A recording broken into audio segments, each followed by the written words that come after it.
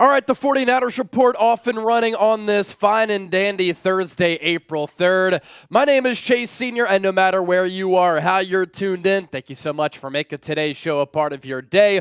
We'll be live for the next hour and change right here on the channel, talking all things Niners, because that's what we do here for the faithful on the San Francisco 49ers report by Chat Sports. Already 129 people watching live. We're so glad that all of you are here because people are tuned in from every pocket of America and worldwide. Do me a favor, as you come in here, please make sure you hit that thumbs up icon and you like the video. Producer Chip here to my left on the ones and twos. He's driving the ship, making everything possible. We will do a mailbag for segment number 4 if we get enough questions in. So tell your friends and family members that we're live. And then as they come into the comment section, use the hashtag 49ers. If you have a question, if you have a hot take, if you have some analysis, if you have a trade idea, roster idea, a prospect who you really like, and you want to get featured here on the show, it is very simple.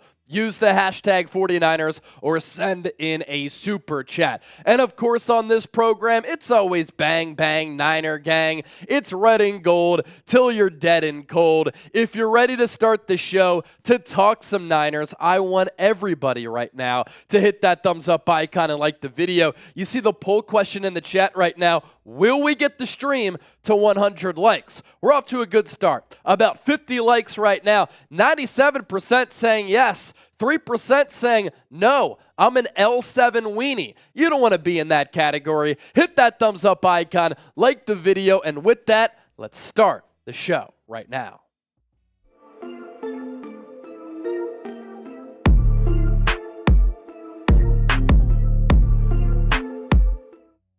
This is the San Francisco 49ers report by Chat Sports. My name is Chase Sr., and no matter where you are or how you're tuned in, thank you so much for making today's show a part of your day. What I want to discuss on today's show, will the Niners draft a quarterback? Of course, they have Brock Purdy. He's been their starter since 2022. He's played at an elite level. They brought in Mac Jones on a 2-year contract, an NFL free agency.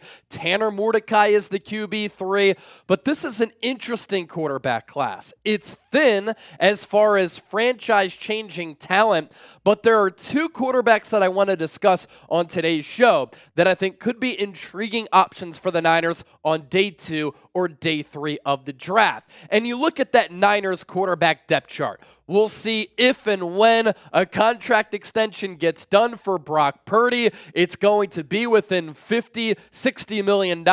We'll see what the guaranteed money is. I imagine it's going to be at least $120 million in guaranteed dough.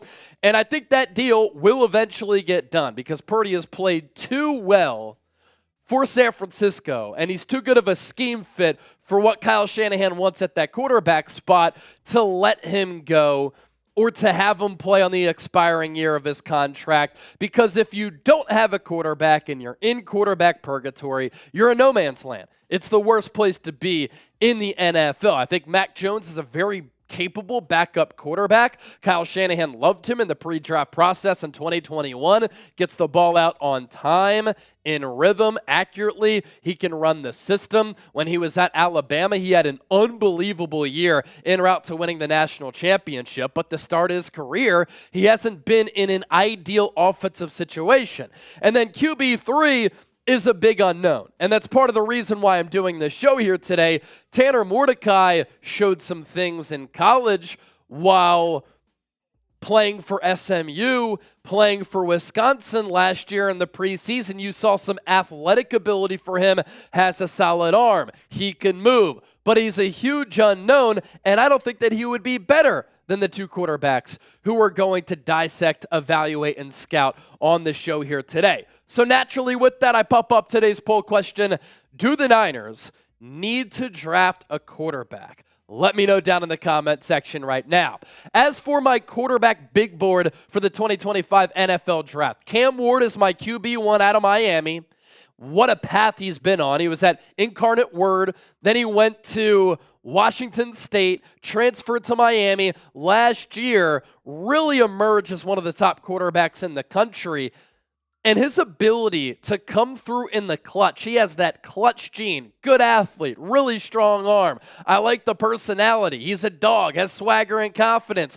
Game-wise, I think he's QB1 by a pretty wide margin. And then it's everybody else, in my opinion. Shedeur Sanders, smaller body, not a great runner, not a dynamic athlete, doesn't have a cannon for an arm, but against the blitz, against pressure looks, in the clutch, he's good. And he throws with really good timing, accuracy, and anticipation. Jackson Dart kind of plays like Jalen Hurts. He has mobility. He's really strong. Has a strong arm. Like the leadership qualities. He's a gamer. But I think he needs some grooming to be ready to play at the next level. Just some developmental things that I think needs to take place in his game. There's Tyler Shough out of Louisville, who a lot of NFL draft analysts really like, and they think that he can be a potential first-round pick. And then Will Howard, Kyle McCord, Jalen Milroe round out my quarterback big board, and I think those quarterbacks are day 2, day 3 prospects. The 2 quarterbacks who I really like for the 49ers, when we talk about scheme fit and quarterbacks who I think Kyle Shanahan would really like, because he likes quarterbacks who will run his system, get the ball out on time, accurately, to the playmakers, out in space so that they can pick up yards after the catch. Quarterbacks who process well, who can throw with timing and anticipation. Those 2 quarterbacks are Will Howard and Kyle McCord. And let's begin with Will Howard. I think there's a slight chance that he could go at the end of the first round. I think there's a good chance he goes in the second round. Maybe he falls to the third round, but I think he's a day 2, round 2 player. Like the size and toughness at 6'4", 236. Really sturdy frame. And with his game, makes good decisions. He's accurate, and I really like his clean mechanics. You can tell that he's been taught well throughout his entire upbringing. Growing up in the Philadelphia area, going to Kansas State, going to Ohio State. I like his motion. It's really quick and snappy. His game complements the play caller. Last year you saw that with Chip Kelly. Once Chip Kelly and Will Howard started to trust one another, and especially after they got over that awful Michigan loss, you could see them on the same page, and Will Howard ran Chip Kelly's system. He's a better quarterback who complements the play caller as compared to him making plays out of structure. He's also an underrated runner. Once pressure hits, he has some giddy up to his game. Has solid arm strength to push the ball down the field. Not a laser. Sometimes he can struggle with some of those sideline throws on some of the timing routes where he really needs to rear back and throw that fastball, but it's a good enough arm to be successful at the next level. And I really, really like how he played his best football when the pressure was on in the college football playoff. He played outstanding. It started when he made some wow throws early against Tennessee in Columbus, and it continued all the way en route to Ohio State winning the national championship. And conversely, I think Chip Kelly did a good job of putting him in a position to succeed. In those 3 games played in the college football playoff, he completed nearly 73% of his passes, 839 yards, 10.5 yards per attempt, 6 total touchdowns, only threw 1 pick. So 6 total touchdowns, 1 pick. That's very solid. And throughout the entirety of the 2024 season, there were a lot of good performances, and he did some things that I really like. The accuracy, clearly there, 73%. Now, he had really good wide receivers to throw to, 2 NFL caliber running backs, an offensive line that featured a couple of future NFL starters. But in getting the ball out on time accurately, fitting the ball into some tight windows, he did that. He threw for more than 4,000 yards. He ran for 226. So that's the ability and the agility to make some plays with his feet and legs. 42 total touchdowns and only had 10 interceptions and 1 fumble. So he was pretty secure with the football. Started his career at Kansas State, and he was a highly touted recruit. Coming out of high school, 2023 was when finally he got to play a full season, and he threw for 33 touchdowns, or had 33 total touchdowns, 10 interceptions. Look at how much, though, the completion percentage went up year over year and from 2023 to 2024. I don't think at the NFL level he's going to be a 73% guy because nobody is really a 73% guy with volume at the next level. But I do like how there was an uptick and an increase and an improvement with that accuracy.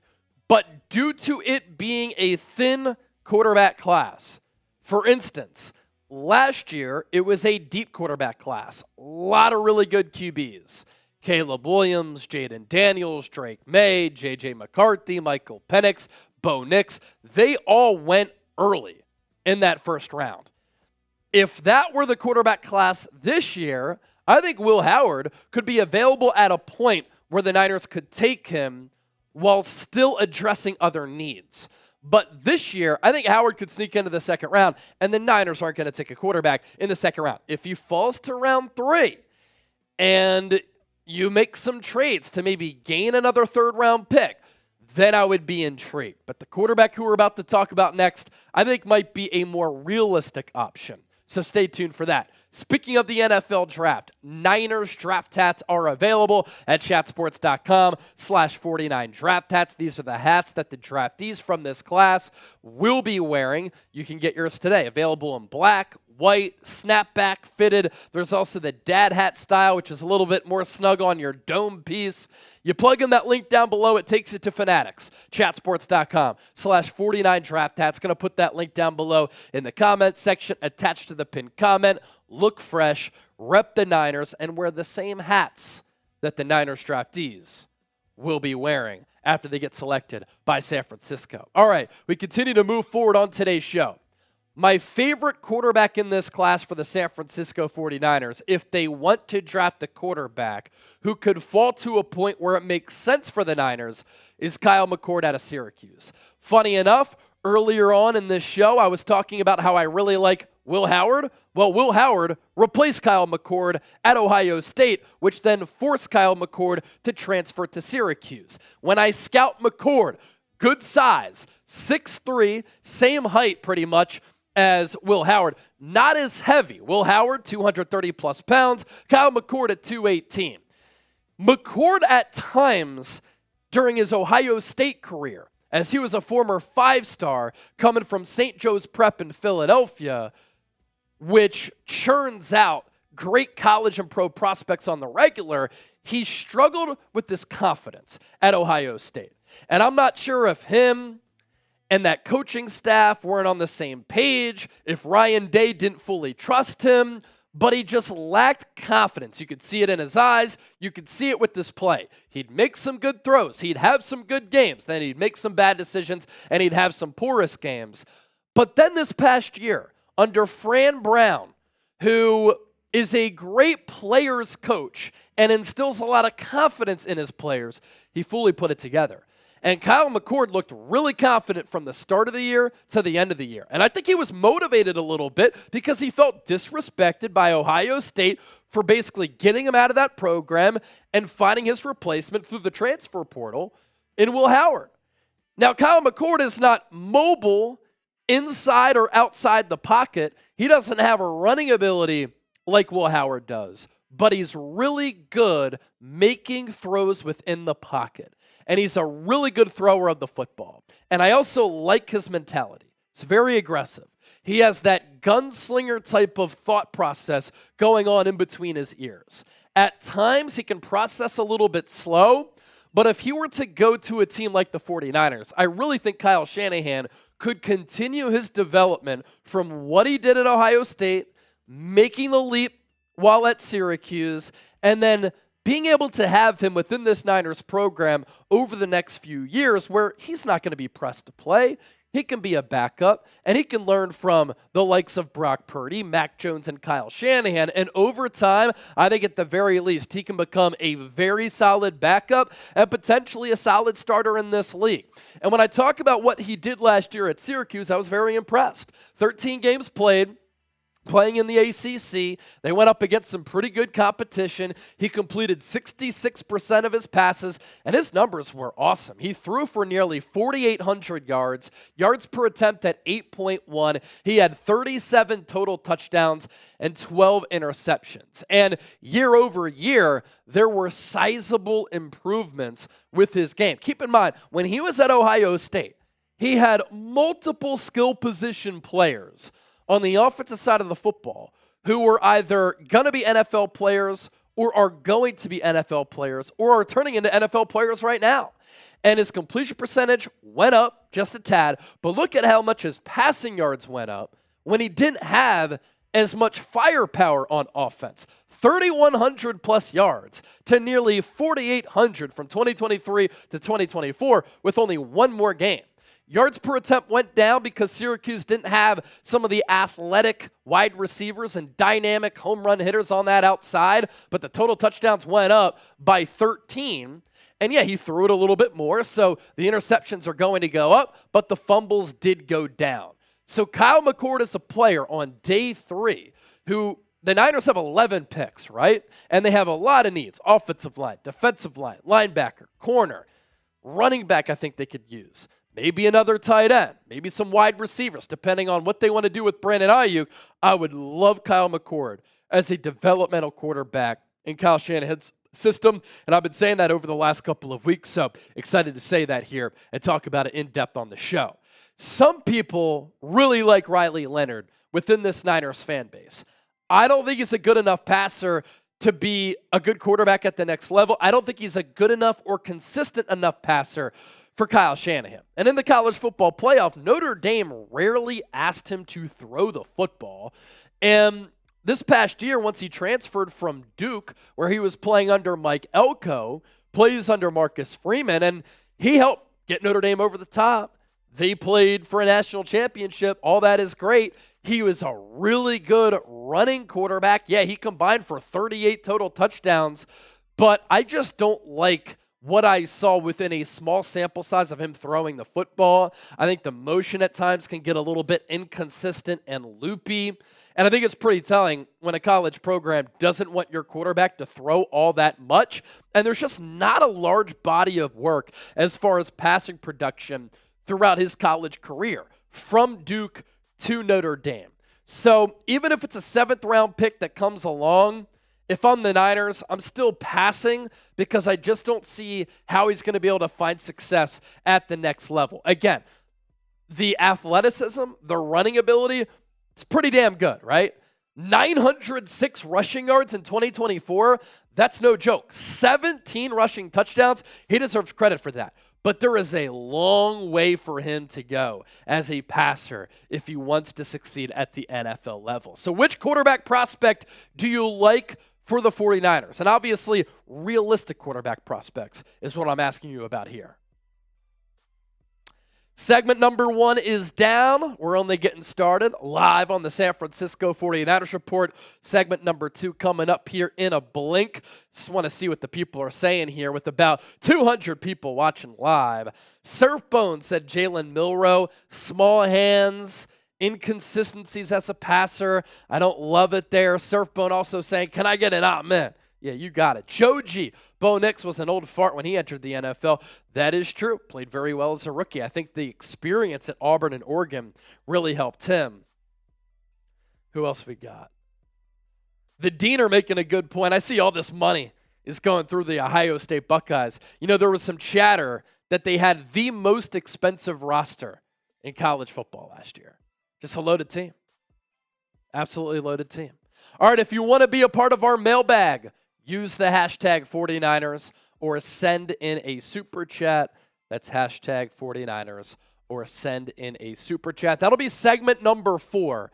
But in the meantime, we got to get to stepping to segment number 2. A loaded show here on today's program, so continue to hang out here with us. What I want to talk about next, the Niners can't afford to miss with the number 11 pick coming up here at the NFL draft at the end of April. Definitely had a lot of talk in the chat during that segment about some of these quarterbacks' ages. Yes. But again, that's why these guys are later round picks. Will Howard, been in college for a while. Kyle McCord, see, how old is Will Howard exactly? He's 23. He'll turn 24 in September. But, these guys are just staying in college longer now. Kyle McCord's 22. Will be 23 in September. But, brought up Bo Nix. These guys can have success being in college for a while. Jaden Daniels even, when he entered the NFL, he just turned 24. So it's not like you're getting guys at 21, 22, Wouldn't say 24 is an old fart. Michael Penix was also older last year, too. I think he was about 24 years old. So, all right. The Niners must change this. That's coming up, segment number 2. Let's do it. Hey there, welcome into the show. You're watching the San Francisco 49ers Report. My name is Chase Sr., and coming up, the Niners must change this going into the 2025 NFL Draft, and it's all led by General Manager John Lynch and Head Coach Kyle Shanahan. But first, in speaking of the draft, be sure to subscribe for more Niners Draft content, and once the NFL Draft comes around, we will be live every single day, every single round, talking about every single pick right here on this channel. So it's all Niners all the time. Picks come in faster. We'll have deeper analysis of every pick as compared to every other network or YouTube channel that is going to be airing the draft. No commercials either. And as you can see, we're approaching 160,000 subscribers. So lock us in for the best Niners content right here on YouTube. All right, let's get the show underway. The 49ers in the 2025 NFL Draft cannot afford to have another first-round whiff. The moves that the Niners have made this offseason has put pressure on this organization, on this front office, on this coaching staff to nail this draft class. Because if the Niners are going to come out here and say, we want to build through the draft, we want to build through the draft, we want to shed salaries, we want to get younger, we want to bring in some marquee young players who are going to be on these cost-controlled contracts, and you want to do that as your team, that's your plan. Well, you need to hit on those picks. And the 49ers have 11 draft picks coming up here at the end of the month. The Niners let players walk to save money. And you know the list by now. Dre Greenlaw, Talanoa Hufanga, Charvarius Ward, Aaron Banks, all of those players and more, starters, contributors, they're all gone. And so now that the Niners have lost multiple starters because they've wanted to get rid of older players, save some money, to have this influx of youth, they now have a lot of holes to fill.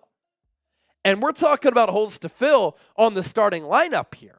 So not only do the Niners need to crush it with this draft class, with their scouting, their evaluations, and their overall selections, they are going to be relying on these rookies to not just play in the future, not just play now, but to have an immediate impact right from the get-go. In particular, this Niners first-round pick is a massive one, especially when you factor in the Niners draft history under John Lynch and Kyle Shanahan since they took over this organization in 2017. There are going to be quality players on the board at number 11, and a lot of players who can start for your club right from the start. And the Niners now have several needs and can go in several different directions. But they need this number 11 overall pick to be a plug-and-play stud, whether that's along the offensive line or along the defensive line, because we've talked ad nauseum about all of the holes in the trenches. And at number 11, San Francisco is going to have its pick of the litter. So be honest with me. Your level of confidence in the Niners to nail this draft. Scale it for me from 1 to 100. 1, not confident at all. 100, supremely confident. And keep in mind what they did in last year's draft class. Now, two things can be true with this Lynch and Shanahan regime as it pertains to the draft. The Niners undoubtedly have had some misses. But they've also had some of the most talented teams in the NFL over the last few years. That's why they've made it to 4 NFC championship games and 2 Super Bowls over the last 6 years, because they've hit and they've built through the draft. But in the first round, it has been a blemish on their resume. It has been a big weakness, and that can't be the case this year. So coming up next, this serves as the perfect segue. We're going to take a look at the draft picks under Shanahan and Lynch, including the list of first-round misses. Before we do that, our sponsor for today's show, our friends at PrizePicks, the best daily fantasy sports app in the game, and that's why PrizePicks has more than 10 million active members and billions of dollars in awarded winnings. Right now, when you play $5, you get $50 instantly. You don't even need to win to receive that $50 bonus. It's guaranteed. And if you go to prizepicks.com/CLNS, you can also win up to 1,000 times your money. Win big money, withdraw your winnings. All you have to do is choose more or less on a player's stat line, and that's how you can cash in big time with the sponsor of today's show. Let's do some baseball selections here. This is how it works. For instance, Anthony Volpe, Yankees, Diamondbacks. Let's go more than 1.5 hits, runs, and RBIs. Ellie De La Cruz, I think he's a sneaky MVP candidate in baseball. More than 1.5 total bases. All he needs is a double. And then Corbin Carroll, more than a 7.5 hitter fantasy score. It's PrizePicks. Run your game with them. Pick more, pick less. Pick PrizePicks. Head to prizepicks.com/CLNS. So what I want to do now and coming up next is take a look at those draft picks under Kyle Shanahan and John Lynch year by year, including the Niners' misses in the first round. You think back to 2017 when Kyle Shanahan was given the keys alongside John Lynch. This was their draft class. Solomon Thomas and Reuben Foster in the first round. Both big misses. Ahkello Witherspoon in the third round. C.J. Beathard in the third round. Joe Williams in the fourth. George Kittle in the fifth. One of the all-time hits for San Francisco in franchise history. Trent Taylor, so-so. DJ Jones ended up being a good player. Peta, nah. Adrian Colbert, 7th round. Yeah, I mean, it's a 7th rounder. What do you expect? In 2018, Mike McGlinchey, Dante Pettis, Fred Warner in the third round, just an unbelievable pick. He's a future Hall of Famer, and his number should be retired by the Niners. Tarvarius Moore in the third round, Contavious Street in the fourth. DJ Reed has ended up being a good player, but his time with the Niners was short-lived. Marcel Harris, Julian Taylor, and Richie James. In that draft class, Fred Warner, the best one by far. I think that Mike McGlinchey was a miss in that first round, considering where they took him out of Notre Dame. In 2019, pretty good draft here. Nick Bosa in the first, Deebo Samuel in the second, Jalen Hurd in the third, Mitch Wishnowsky, a punter in the fourth, Dre Greenlaw, another massive hit in the fifth round, Caden Smith, Justin School, Tim Harris in the sixth. In the 2020 draft, this one, so-so. Javon Kinlaw in the first round, that was a swing and a miss. But later on in that first round, Brandon Ayuk ended up being a terrific player. Colton McKivitz, for the value there, has served as a right tackle the last couple of years. So when you get a player like that in the fifth, that's good value. Charlie Warner was a decent backup tight end. And then Jawan Jennings in the 7th round, he's ended up being a great player for this team. Oh boy. The 2021 draft for San Francisco. They traded 3 first-round picks to move up for Trey Lance. He might not be in the NFL in 2025. The CFL is calling, and that's not a joke. Aaron Banks in the second, he just got a bag. Trey Sermon, Ambry Thomas, no longer on the team. Jalen Moore, no longer on the team. Diamador Lenore got a contract extension, one of the top young corners in the game. And then Talanoa Hufanga, Elijah Mitchell, no longer on the team. So the only player from the 2021 class still with the Niners, Diamador Lenore. Good players in this draft, but at the top of it with Trey Lance, brutal. And if they didn't hit on Brock Purdy, really would have set their organization back. In 2022, no first-round pick because of the Lance trade. Drake Jackson might not play again. Ty Davis Price, Danny Gray, no longer on the team. Spencer Burford could compete for left guard this year. Samuel Womack succeeding on the Colts. Nick Sakel, backup offensive lineman. Kalia Davis, never healthy. Tariq Castro Fields, not on the team. And then Mr. Irrelevant Brock Purdy with the final pick in that 7th round. He's ended up being, obviously, one of the top quarterbacks in the game since his rookie season. In 2023, again, no first-round pick because of the Lance trade. Jair Brown, Jake Moody, Cam Latu in the third round. One good player out of that mix so far, and that's Jair Brown, who was bad in year 2. Jake Moody, Cam Latu in the third round. You notice a theme here. Third-round picks for Lynch and Shanahan, it has not been a kind round to them. Terrell Luter Jr. could get some cornerback snaps this year. Robert Beal, I've seen nothing yet. D. Winters, I think, can help replace Dre Greenlaw. I'm high on him. Braden Willis stinks. Ronnie Bell no longer on the team. Jalen Graham could compete for linebacker snaps this season. Finally, the Niners had a first-round pick in 2024. Everybody was so excited about it. I think they reached for Ricky Pearsall. I think he would have been available in round 2. So the jury is still out on him, but he showed some signs late last year of being a good player. Renardo Green, he's going to be the starter opposite of Diamador Lenore. Really good rookie season. Dominic Pooney, one of the top right guards in football last year. Malik Mustafa, a blossoming safety. I think he has star potential. Isaac Arendo, unbelievable athletic ability. You saw bits and pieces of him becoming special. Just has to stay healthy. Jacob Cowing, I think he has some wiggle. The Niners should have kept on to Jarrett Kingston, didn't make the 53, so they lost him. And then Tatum Bethune is an instinctual linebacker who can play with feel, 7th-round pick, who will also be in the mix at that linebacker spot alongside Jalen Graham and alongside D. Winters. So that 2024 draft, let's count it here. Ricky Pearsall, safe to say he's good. Renardo Green, Dominic Pooney, Malik Mustafa, good. Isaac Rendo, Jacob Cowing, potential to be good. Tatum Bethune, we'll see. So what the Niners have to do in 2025 is basically replicate their success from that 2024 draft. You have 11 picks, and I highly doubt that the Niners might make all 11 of those selections. They could package some to move up a little bit, but they have to have a 2025 draft like they did the 2024 draft when multiple of those rookies ended up starting and playing a big role because of all of the holes on this Niners roster, specifically with the first round. Number 11 overall, that is premium draft capital. And if you draft and develop well and you replenish the cupboard as far as talent goes, you can continue to be a sustainable winner in the NFL.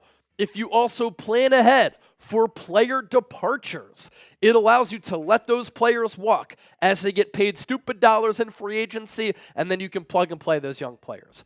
Look at what the Philadelphia Eagles have done. I know a lot of you don't like the Eagles, but they're the cream of the crop in the NFL right now. They knew Jason Kelce was going to retire. They drafted Cam Jurgens. He was a Pro Bowler. They knew that Fletcher Cox was going to retire. They drafted Jalen Carter. He has all-pro potential. They knew that Brandon Graham was going to retire. They drafted Nolan Smith, and last year, 6.5 sacks in the regular season, 4 more in the playoffs. The Niners still have not replaced a DeForest Buckner, and over the last couple of years, they hadn't drafted to replace players who have left. But what did they do with the 2024 class, right? They had an idea. Maybe we'll trade away Deebo Samuel. Let's draft Ricky Pearsall. Charvarius Ward's going to get paid.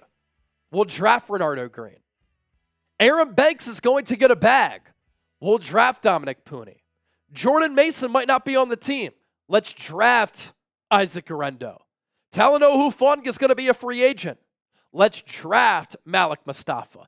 That's what the Niners have to do this year. And in this first round, I mean, look at the first round picks under Shanahan and Lynch. Solomon Thomas, still in the league. Credit to him. But for where the Niners got him, top 5 pick, huge bust.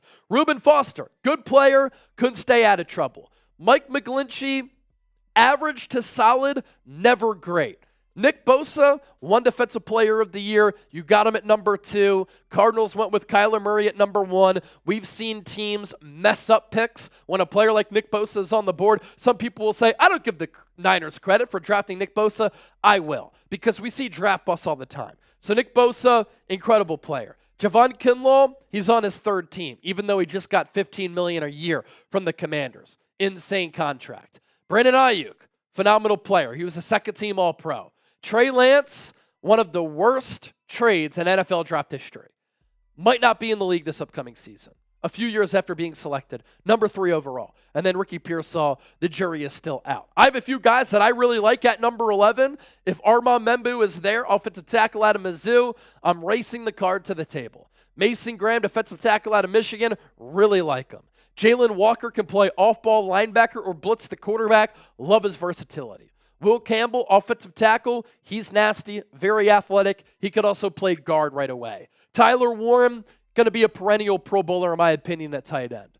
Will Johnson, Jahdae Barron, really good corners. Johnson, big play maker at corner. Jahdae Barron, one of the top zone corners in the NFL. Niners have run the most zone since Kyle Shanahan became head coach on the defensive side of the football.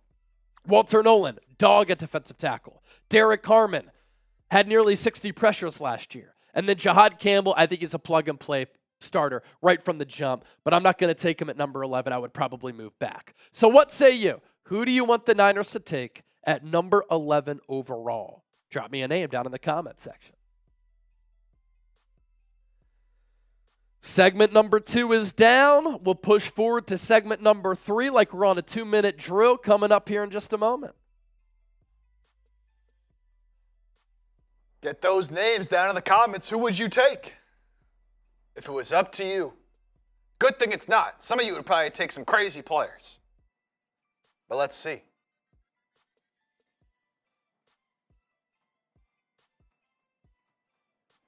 Will Campbell at 11 trade down to 17-20, get Nolan. What up, Candy? Mason Graham's going to fall. Hey, maybe if we say it enough, we could speak it into existence. That would be awesome. Doubt it happens. Membu, Campbell, or Nolan?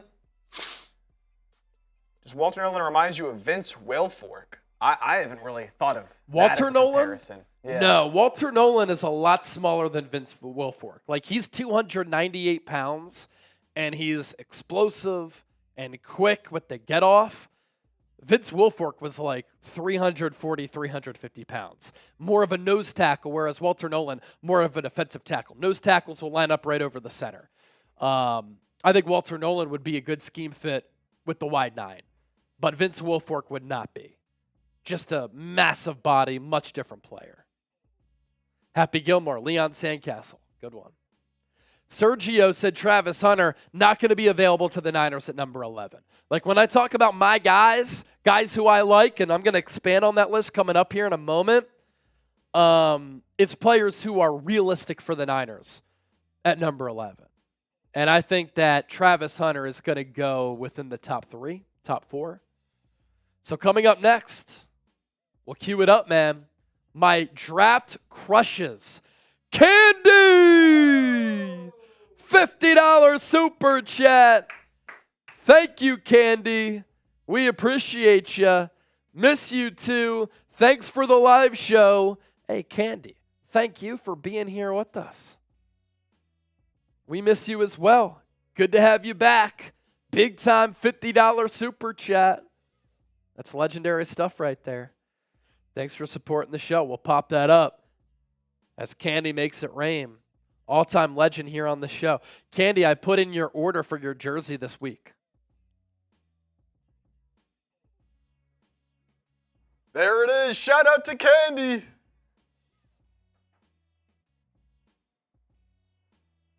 Always showing love. We appreciate you.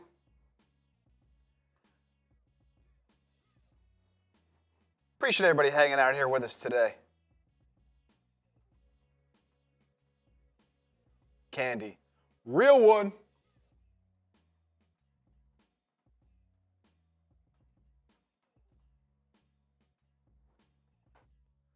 Thanks, Candy. $50 super chat, always big time. All right, my draft crushes. Getting to that coming up next. We continue to stay live here on the Niners Report. Hit that thumbs up icon, like the video if you haven't already done so, and we'll continue to do some draft talk right here on the show. Really excited for today's edition of the San Francisco 49ers Report. Hope everybody out there is having a fantastic weekend. I'm going to take a look at my biggest draft crushes at this point of the pre-draft process. NFL draft coming up at the end of April. But in all of the scouting that I've done so far and my evaluations, I have some draft crushes that I want to pass along who are realistic targets for the San Francisco 49ers in the first round and a little bit later. For some of these first-round picks, I'm not going to talk about a player like Abdul Carter or Travis Hunter because they're not going to be available for San Francisco. But the players who I'm going to talk about today are realistic options for the Niners as far as players who I like, players who could be on their draft board, and players who I believe are good scheme fits for the Niners. Let me know. Who is your biggest draft crush? Drop me a name, or if you want to go all in, draft me a couple of names down in the comment section. I'm always looking down below. Let's start off at the quarterback position. A quarterback who I would really like the Niners to take is Kyle McCord, quarterback out of Syracuse. He transferred from Ohio State after Will Howard replaced him. And I think on day 3, this would be a good selection for the Niners. They have a lot of picks on day 3. They could use a QB3 depending on what they think of Tanner Mordecai. And I think that Kyle Shanahan would really like a player like McCord, and I think that he'd be able to develop him into, at the very least, a good backup, potentially a very solid starter in this league if it ever came to that. When I scout Kyle McCord, good size, 6'3", 218 pounds, really put it together at Syracuse this past year. He suffered from a lack of confidence at Ohio State, but at Syracuse, he was balling, and he had some swagger and a step to how he was moving. Not really mobile in or outside of the pocket, but I do like his aggressiveness. He'll push the ball downfield, has that gunslinger mentality. He'll take some chances from time to time.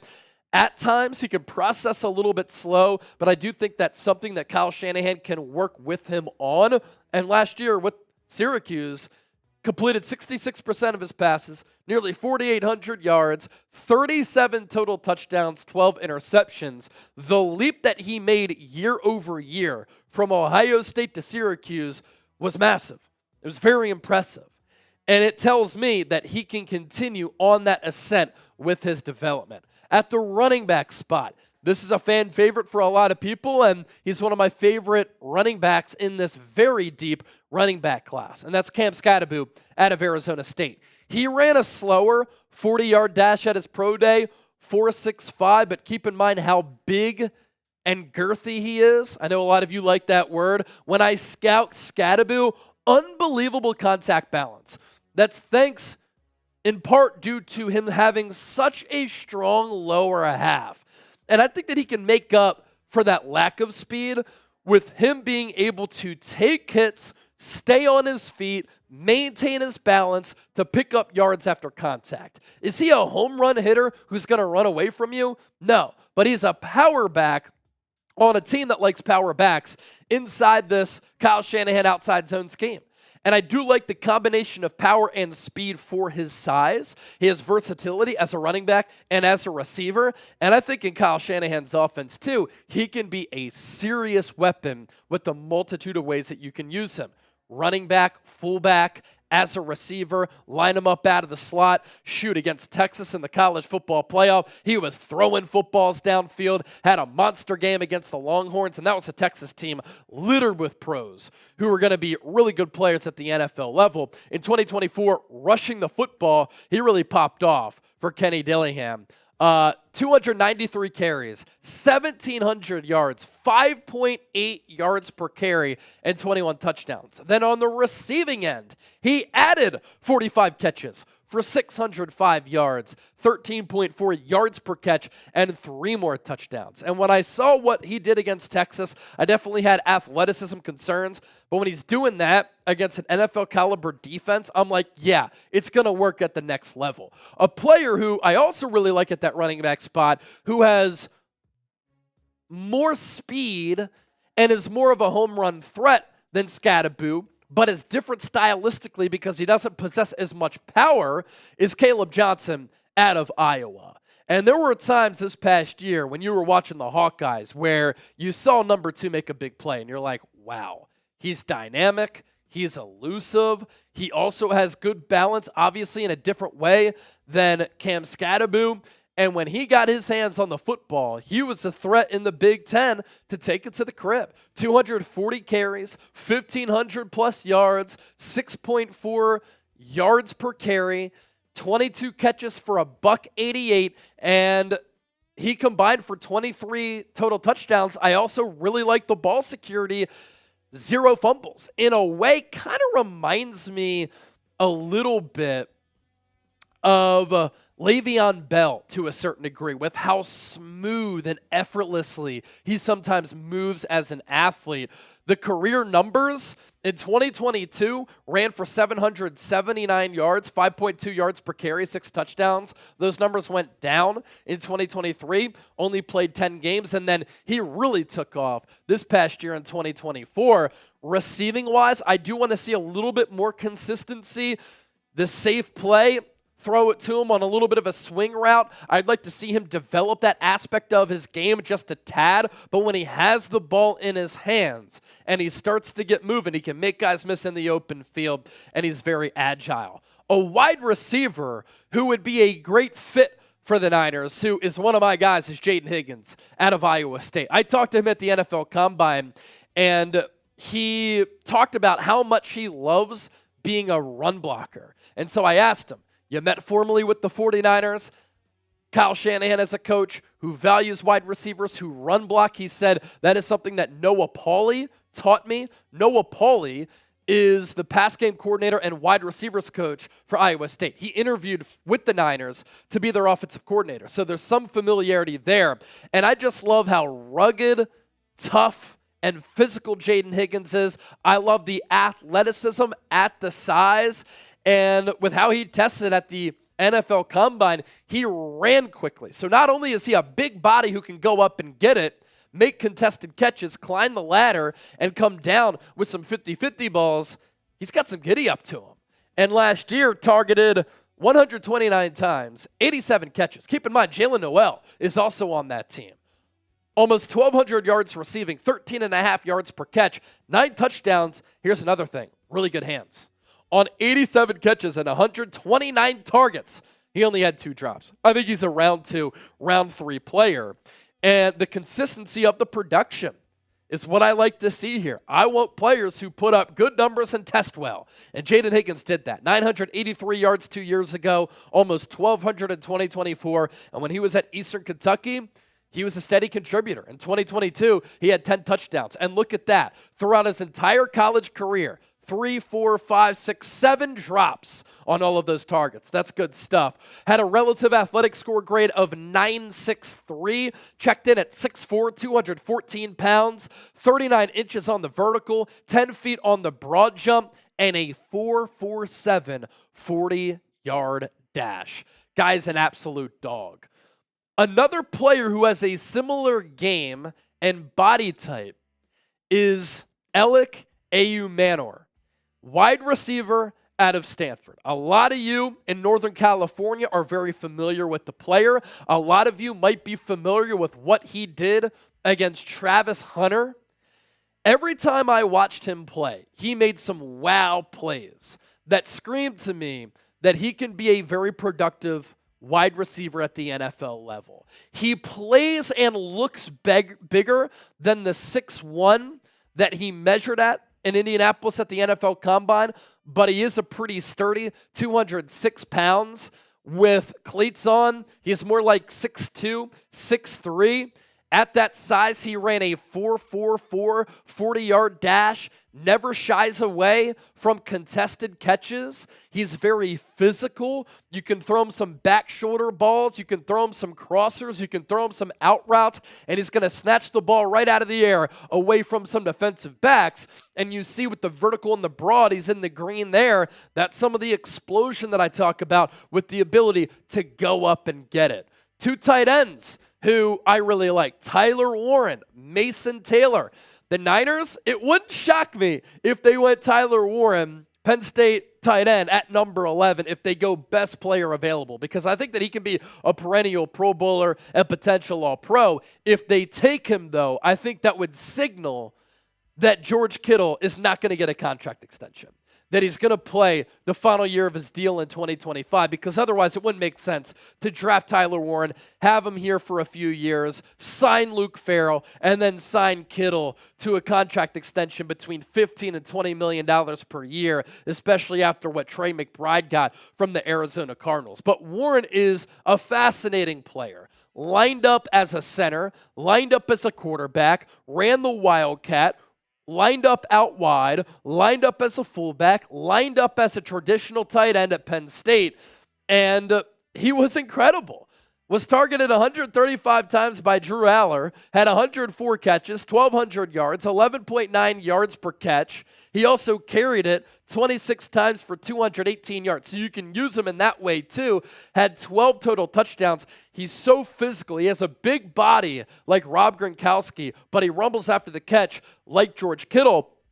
And I know that he didn't really take off until 2024, but that's because Penn State, over the last few years, has had a really good tight end after really good tight end, and that position group was a little bit clogged for Tyler Warren. As far as Mason Taylor, he is the son of Jason Taylor, one of the best defensive ends of all time for the Miami Dolphins. Last year, 55 catches, 546 yards.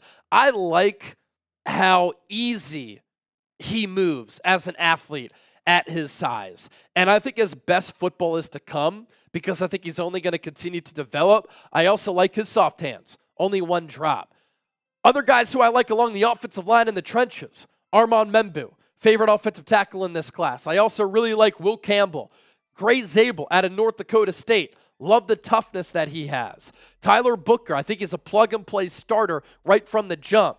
Ariante Ursary, second or third round pick for the Niners. I'd be fine with it. Has the size of Trent Williams, outside zone fit, and moves very well at 6'6", 330 pounds. And let me just tell you about Charles Grant. He's an offensive tackle out of William and Mary. Keep an eye out for him as an offensive tackle who could climb up draft boards and surprise a lot of people. Those are my guys on the offensive side of the football. We're going to go to the defensive side of the rock here, coming up just around the corner. But who's your favorite offensive player in this draft class? Join the conversation down in the comment section right now.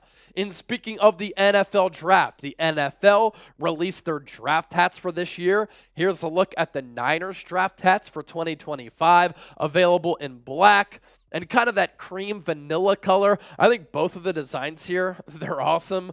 49ers with the crescent logo, San Francisco on the bottom. Get yours today at chatsports.com/49draft hats, available in this style, as well as the dad hat style. If you want it a little bit more snug on your dome, you can also get snapback and fitted as well. So that link is available for you down in the show notes and attached to the pinned comment of today's 49ers report. Let's go to the defensive side of the ball. Interior defensive linemen who I love. I'm fine with the Niners taking Kenneth Grant, Mason Graham, Walter Nolan, or Derek Harmon with the 11th overall pick. Grant and Graham were a great duo for the Michigan Wolverines. I like how Graham and Nolan specifically are really good against the pass and against the run.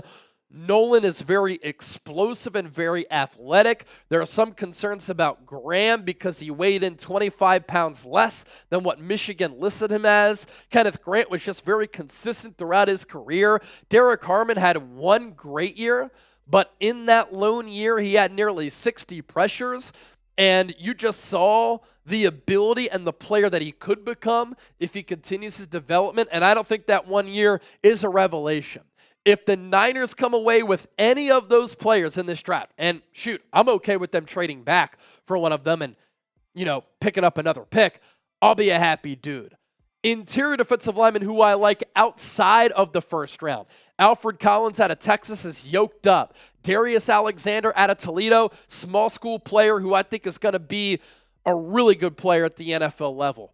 Jordan Phillips is sculpted, but I worry about the fact that he didn't have any sacks the last 2 years, but the athletic traits are certainly there. And then Joshua Farmer, yet another Florida State defensive lineman whose game I think translates to the next level. This is a very deep defensive tackle class, and the Niners have lucked out here because they need, in my opinion, to draft multiple defensive tackles. And for that matter, edge rushers as well. The game translates for these players too at the pass rushing spot. Now, Jalen Walker is unique. You can use him as an edge rusher, and he can get after the quarterback. I love his character. His dad was a football coach. His versatility is unbelievable because you can use him as a blitzer, but he's also a very talented off-ball coverage linebacker. Michael Williams is a player who was hampered by injuries this past year, but has unbelievable pass rushing ability. Mike Green has some character concerns, but if you want to talk about twitch, bend, speed, and burst off the edge and production, having 17 sacks and more than 20 TFLs, both statistical categories leading the country last year, that's the player who you draft with risk, but you're very confident that he can sack the quarterback at the next level. And then James Pierce, similar player to Mike Green, similar body type and game, but also has some character concerns. At off-ball coverage linebacker, Jahad Campbell out of Alabama. If he can stay healthy, he's dealing with a shoulder injury right now, I think that he could be a high-level starter for the next 7 to 10 years. Instincts, feel, playmaking ability, he's just really steady at that linebacker position and a good leader. I don't think this is a repeat of Reuben Foster, all right? So I don't think any of you have to get too concerned by that. Last year, 117 tackles, 12 TFLs. Occasionally, you can use him as that extra blitzer if you want to send pressure. And Robert Saleh wants to do that. He had 5 sacks and 20 pressures. So not quite Jalen Walker with the versatility, but he has pass rushing arsenal to his resume. His coverage numbers, allowed a quarterback rating when targeted of 87.5. Had those 3 pass breakups. He looks comfortable in coverage and only gave up 1 touchdown on 30 targets. The career numbers, really good production the last 2 years, and of course made that big leap from 2023 to 2024. Another off-ball linebacker here who can really play is a player out of UCLA, Carson Schweschinger. And he is just a cerebral linebacker who can read and diagnose plays. And I think that he could get a little bit bigger as far as his size goes. But when you watch him, he's just always around the football. Had 136 tackles last year, 9 TFLs, 4 sacks, 18 pressures, 5 pass breakups. Pretty solid in coverage, although I do think that he can get a little bit better. The 2 interceptions, he did have a quarterback rating when targeted of 100, gave up 3 touchdowns in coverage, 311 yards on 33 catches, but just has a knack for making plays. You do get a little bit concerned about just the one lone year of good production. In 2023 and 2022, he had a combined 27 tackles, but I'm more so talking about him as a mid-round pick, and we know that the Niners have a great history of developing the heck out of linebackers. And then a late-round linebacker who can really cover is Teddy Buchanan. He's an interesting player because he's so good dropping back in coverage, yet he struggles with instincts. And sometimes that is instinctual. You have it or you don't. I'm willing to take a chance on a player like this because he's twitchy athletic and he's so good in coverage with being able to cover some really good athletes, whether it be slot receivers, tight ends, or running backs. Can the Niners do a good job of helping him in between the ears as far as having a better football IQ, having a better feel? Because sometimes he takes himself out of plays because he lacks that feel to his game. Some cornerback dogs, Will Johnson, Jahdae Barron, I think they're in play at number 11 for the Niners. Azareye'h Thomas played alongside Renardo Green. He plays with a lot of swagger and confidence. Trey Amos out of Ole Miss, really good athlete. And then Noah Williams is a day 2, day 3 player who would bring the Niners a lot of toughness out of Cal. Safeties who I really like. Malachi Starks, don't think you take him at number 11. And I don't even know if the Niners need him because you have Malik Mustafa and Jair Brown. But my gosh, I think that he's going to be a Pro Bowler multiple times throughout his career. Nick Emanwuri out of South Carolina, Also doesn't have great feel at times, but is an unbelievable athlete who tested very well at the NFL Combine. Xavier Watts, really smart and heady player. I really like his length. Kevin Winston had a partial ACL tear last year for Penn State, but athletically reminds me a little bit of Derwin James. And then Andrew McCuba, another really good player who Texas really trusted on that back end to be a good communicator and leader. Be sure to give me a follow on X and Instagram. In addition to all of the Niners content I do here on the channel, I'm always talking football on my social media pages. Those players are my guys at this point in the pre-draft process. All right, chime in. Your favorite offensive player in this draft? Who is it? Who are people going to come up with? What do you got down in the comments section? Charles Lemp said Cody Simon. James McD said Watts. Greg Smith likes Armand Membu.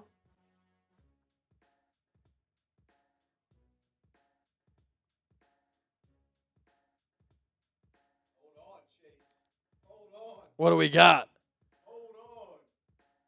Oh, 75 Dignan. A $50 super chat. Thank you, 75. And thank you, Candy. By the way, 75, I don't know if you were listening a little bit earlier, but I said this to Candy as well. Put in your orders for your jerseys that you won during free agency. It's going to take a little while, but they'll get shipped to us. I'll include a letter for you, thanking you, and then we'll send those out to you. So be on the lookout for that. Candy, I'll get your hat sent with that jersey. I think that makes some sense there. So really appreciate everybody's support. Tommy Huxley, $2 super chat. I'm sick of mock drafts. Let's get to the draft. Yeah, I don't go overboard with mock drafts. Because, like, if I really like players, am I just going to talk about the same players every time? I don't really want to do that. But with mocks, you kind of need to take different players every time, right? So that's why I did a video like I just did, talking about some of the players who I really like.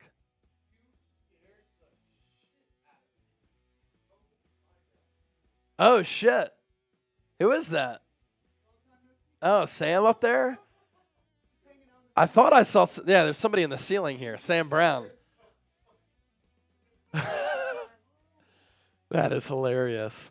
We also had a $5 super chat come in from Boxing Fan Yes, X4. sir. And that's this one right here. Is there any player you see the Niners should trade up for if they were to fall off the top 5? If teams are concerned about Abdul Carter's foot, the shoulder, and him not doing any pre-draft testing, and he falls outside the top 5, I'm trying to move up. If Mason Graham is there at like 9 or 10, and you really like him, move up to get him. If Armand Membu is there at 9 or 10, I'd be willing to move up. Of course, the cost would, alter some of those plans, but, those are some players who I would definitely trade up for sure. All right, what are we doing? Mailbag, if we have enough? Let's see what we got here. Melanie Grace said Ashton Genty is my favorite player. Boise State. We got Chris Teal. 1, 2, 3, 4, 5. We got 6 right now. Okay, let's just run through these questions really quickly here as part of our mailbag. Chris Teal with this one. The Niners brought in an offensive coordinator that Shanahan is used to being a head coach and an offensive coordinator. Will he just be the head coach, or will he try to take over and override the OC? So if you're talking about Kubiak, they elevated him from pass game coordinator to OC. So it's somebody who's been with this organization. Kyle Shanahan has familiarity with him. I don't think that he's going to override Shanahan. Shanahan's going to call the plays. That's what he loves about being a head coach. He's talked about this. That is his strength, and he's really good at it. Now, I had said I think it's important for the Niners to maybe bring somebody in externally to bring in fresh ideas and fresh concepts, because I think it's important for Kyle Shanahan to adapt and evolve and come up with new creative ideas. And sometimes you don't get that if you don't have voices from outside of your sphere and organization. But I think that Kyle Shanahan can have a rebound season. I think he's excited for this upcoming season. He even said, I'm as excited for this season as I've been in a really, really long time. Trondiction, are the 49ers relying too heavily on the upcoming draft to address roster gaps? It's certainly a risk. I get what they're doing, Trondiction, but what they're doing is letting all of these players go, getting younger, freeing up some money, and saying, we want to build through the draft. The thing is, they have so many holes where the pressure is on them, where they're going to need the rookies right away to have sizable impacts. Like, these rookies are going to need to play and play well right from the jump because they need them to, because they don't have a lot of players outside of that. The Diener, Chase, if Shedeur goes to 11, do you see us picking him up? No, I do not. I don't think the Niners are going to take Shedeur. If they do on draft night, that signals that at some point Brock Purdy is going to get dealt. You don't take Shedeur, pay Brock Purdy. If he falls to 11 and the Niners take him, Brock Purdy's gone. Might not be this year, could be after this year, but he's gone. Jason, what would your favorite round one luxury pick be? Mine is Tet McMillan. I like Tet McMillan. I will say this is a thin wide receiver class. And if he were in last year's receiver class, where would he go if you did a redraft? He's not going ahead of Brian Thomas. He's not going ahead of Malik Neighbors. He's not going ahead of Marvin Harrison Jr. He might go after that. And so he's wide receiver 1 this year, but he wouldn't be wide receiver 1 or even wide receiver top 4 or 5 in last year's class. I mean, even Adonai Mitchell. You might take Adonai Mitchell over Tet McMillan. Now, I like the size. I like the speed, like the contested ability.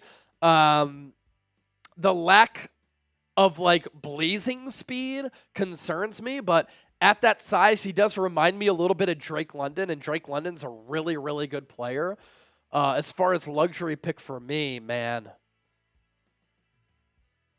if the Niners can get Mason Graham at number 11, I thought before the Combine there was no chance he'd be available at number 11. But I think now he could be available at number 11. Leon Sandcastle, have you taken a look at Tommy Mellett? I feel like Leon Sandcastle's always messing with me. Tommy Mellett is out of Montana State. I have not. Let's see. I love how you dig deep in your bag for that one. Haven't watched your Montana State film, Chase? What's going on? I know, right? NFL.com doesn't even have a write-up on him. Let's see. Let's see what his scouting report is. Super athletic, made Bruce Feldman's 2023 all-freak list.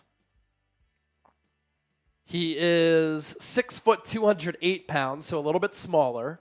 He's from Butte, Montana. He was a 2-star coming out of high school from 24/7 Sports, 2-star on Rivals. Player comparison: Max Duggan, Malik Cunningham. He's intrigued as emerged as an intriguing prospect for the NFL draft.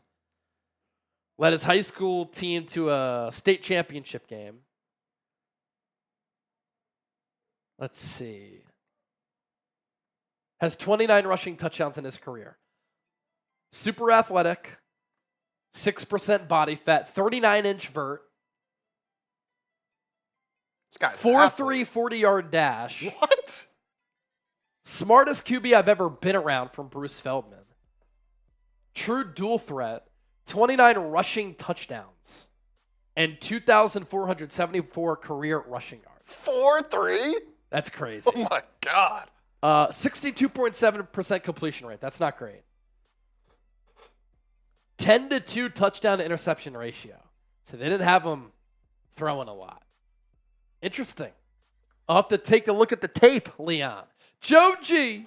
Chase, what are the chances the Niners take a flyer on Desmond Watson? Look, with them running the wide 9, I just don't know how you take a defensive tackle who's 465 pounds. Now, If the Niners were playing in the NFC East and the brotherly shove was still legal, we'll see if it will be, then I think this is the perfect player to stop the brotherly shove.